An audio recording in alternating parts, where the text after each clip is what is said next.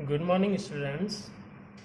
जैसा कि हम आगे पढ़ने से पहले हमेशा की तरह एक बार हमने कल क्या पढ़ा वो देख लेते हैं। हमने पिछली क्लास में पढ़ा था मदिरा के बारे में, और मदिरा के बारे में हमें कुछ विशेष चीज़ ये ध्यान रखनी है कि मदिरा का जो प्रमुख घटक होता है, प्रमुख एल्कलॉइड होता है, जो उसके अंदर नशे का जो अवयव होता है वो होता है एथिल एल्कोहल C2H5OH। एक तो आपको वो चीज़ वहाँ पे याद रखनी है। इसके अलावा शरीर का नियंत्रण सामंजस्य, है ना। इसके अलावा आप मदिरा सेवन से वश्य यकृत रोग, ठीक है, इस प्रकार से, और अधिक मात्रा में मदिरा से जो हमारा लिवर है वो उसको एसिटाइलडीन बदल देता है, जो कि एक विषैला पदार्थ है।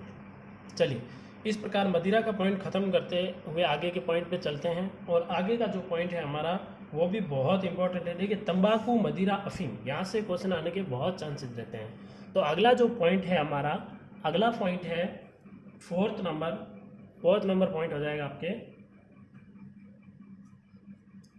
फोर्थ नंबर पॉइंट होगा वो होगा अफीम।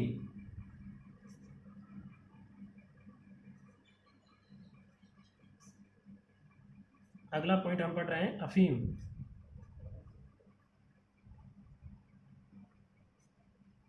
चलिए, अगला पॉइंट अफीम पढ़ रहे हैं, तो चलिए अफीम के बारे में कुछ डिस्कस कर लेते हैं। तो सबसे पहली बात जिसको अपन सामान्य अभी अफीम कह रहे हैं, उसको सामान्य भाषा में अपने कई जगह इसका आपको पता हो तो गाँव में जनरली तीज त्यौहार पर या खुशी के मौके पर या किसी के देहांत के बाद भी जो सभा रखी जाती है उसमें अफीम यानी कि अमल कहेंगे उसको अपनी भाषा में, तो उसका क्या कहते हैं, मनुहार करते हैं। तो ये वही अफीम है जो वहाँ पर मनुहार की जाती है।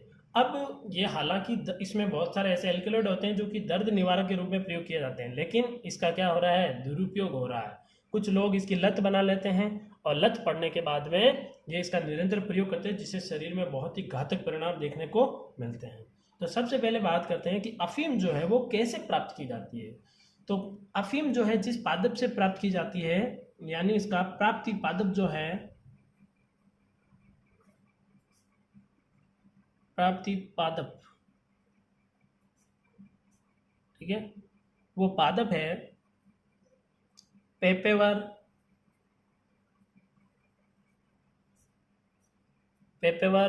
सोमनीफेरम।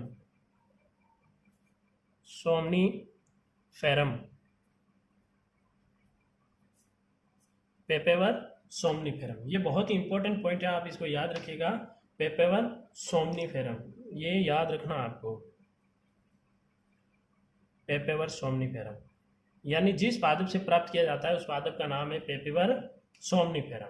अब इस पादप से कैसे प्राप्त किया जाता है मैं आपको इसके लिए बता देता हूँ। इसमें क्या करते हैं कि इस पादप के फल लगते हैं जिनको डोडे बोला जाता है। पादप के जो फल लगते हैं उन फलों में चीरा लगाकर एक लिक्विड, एक लेटेक्स नुमा, या फिर अपन जो कह सकते हैं दूध या पदार्थ प्राप्त होता है। उस दूध या पदार्थ से ही अफीम को तैयार किया जाता है। यानी मैं कह सकता हूँ कि इसके जो प्राप्त करते हैं वो कैसे करते हैं, तो पेपेवर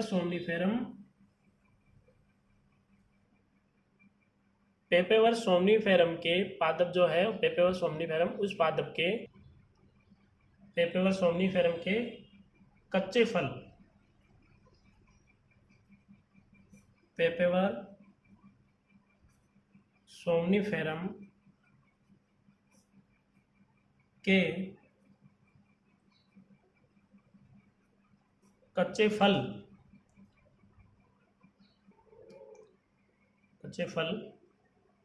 को सुखाकर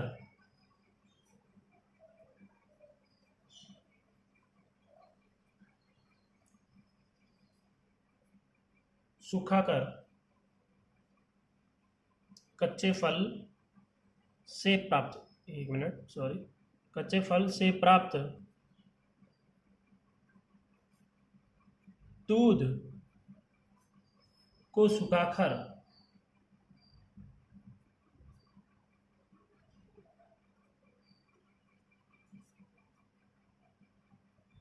प्राप्त किया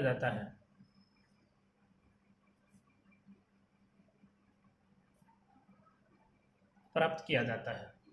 यानी कि ये जो पादप होता है पेपेवर सोमनीफेरम, इस पादप के कच्चे फल जो होते हैं उनसे जो दूध प्राप्त होता है उस दूध को क्या कहते हैं, सुखा लेते हैं, और उससे हमें क्या प्राप्त हो जाती है, अफीम प्राप्त हो जाती है।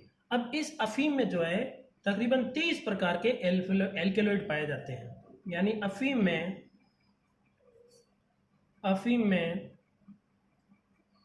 30 प्रकार के एल्केलॉइड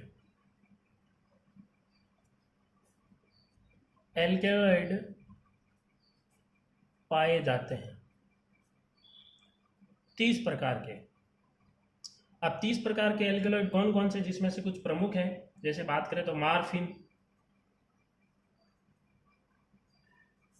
एक तो मार्फिन, ये भी एक एल्केलॉइड है। कोडीन, मार्फिन, कोडीन और निकोटिन से याद आया होगा, जो तंबाकू में पाया जाता है वो इसमें भी पाया जाता है। ठीक है। इसके अलावा पेपेवर, सोमनीफेरम, पेपेवर सोमनीफेरम इसके अंदर प्रमुखता से पाए जाते हैं, इसलिए इस पादप का नाम ही रख दिया, वैज्ञानिक नाम रख दिया पेपेवर सोमनीफेरम। आदि प्रमुख यानी ये जो पदार्थ है ये प्रमुख पदार्थ है इसके अंदर, यानी ये पदार्थ तो इसके अंदर अधिक मात्रा में मिलेंगे। तो ये अफीम के अंदर कितने प्रकार के एल्केलॉइड पाए जाते हैं? 30 प्रकार के एल्केलॉइड। मार्फिन, इसमें से कुछ हैं, मार्फिन, कोडीन, निकोटीन, पेपेवर, सोमनीफेरम आदि। अब अगली बात करते हैं, तो इस अफीम का प्रयोग कई व्यक्ति जो है नशीले पदार्थ के रूप में हेरोइन के रूप में भी किया जाता है। और आपको पता होना चाहिए मार्फिन, कोडीन तो दर्द निवारक होते हैं, यानी ये किसी दर्द निवारक टेबलेट के अंदर ये पदार्थ पाए जाते हैं। लेकिन इनका अब क्या होने लगे, अफीम की जो खेती करते हैं वो भी जनरली औषधियों के निर्माण के लिए ही करते हैं, लेकिन इनका दुरुपयोग बढ़ रहा है। चलिए अब मैं आपको एक वीडियो के थ्रू बताता हूँ कि इसमें जो अफीम है वो अफीम की खेती कैसे की जाती है और उससे कैसे ये प्राप्त किया जाता है।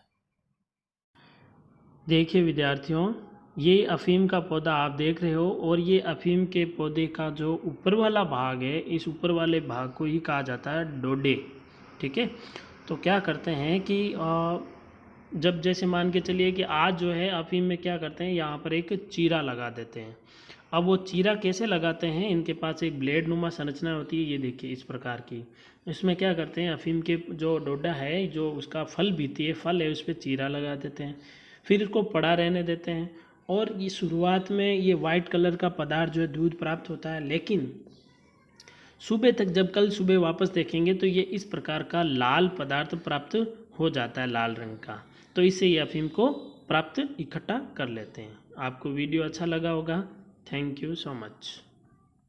आपको वीडियो देखकर ये समझ में आ गया होगा कि अफीम कैसे प्राप्त की जाती है। जो आपने उसका फल देखा था, वो फल अगर सूख भी जाता है तो सूखे हुए फल का भी वो जो डोडा होता है उसको उबाल कर क्या करते हैं, लोगों को बहुत से पीने की लत होती है, तो उनके डोडों को उबाल कर भी पीने की बहुत सारी प्रथा जो है इस प्रकार की प्रचलित है। अब बात करते हैं दुष्प्रभावों की, यानी कि ये जो अफीम है वो हमारे शरीर को किस प्रकार दुष्प्रभावित करती है।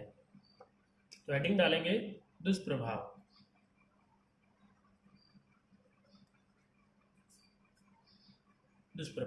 अब दुष्प्रभाव इसका सबसे बड़ा यही है कि लगातार इसकी लत बनी रहेगी, तो वो तो है ही सारी भाई, शारीरिक और आर्थिक नुकसान वगैरह वो तो है ही, लेकिन इसके अलावा अफीम के उपयोग से, अफीम के सेवन से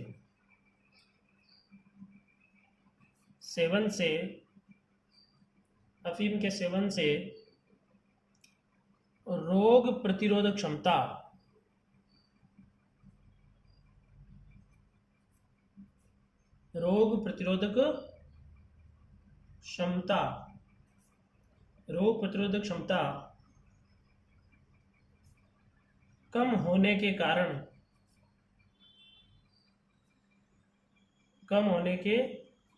कारण अफीम के सेवन से रोग प्रतिरोधक क्षमता कम होने के कारण व्यक्ति बार बार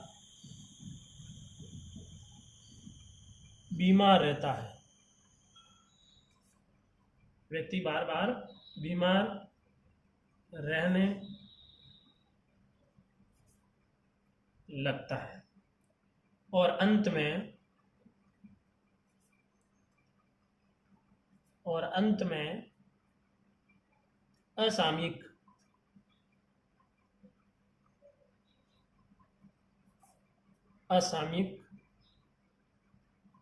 मृत्यु हो जाती है। असामयिक मृत्यु हो जाती है। चलिए मैं आपको ये बता देता हूँ।